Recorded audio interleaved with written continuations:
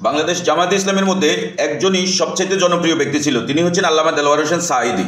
সেই সাঈদীর ছেলে যদি ক্ষমতায় যাওয়ার জন্য এমন কূটকৌশল অবলম্বন করতে পারে, তাহলে বাকিরা কতটা নিয়স্ত্র, ক্ষুধার্ত এবং প্রপাগান্ডা ছড়াইতে পারে নিশ্চয়ই আপনারা বুঝতে পারছেন।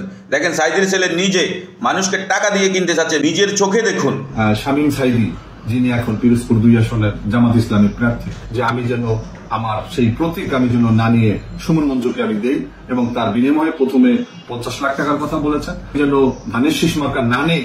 এজন্য গভীর রাতে আমার বাসার এরিয়াতে গাড়ি নিয়ে শামীম সাঈদী, যিনি এখন পিরোজপুর 2 আসনের জামাত ইসলামের প্রার্থী, তিনি রাতে এসেছিলেন সুমন মঞ্জুরের পক্ষে।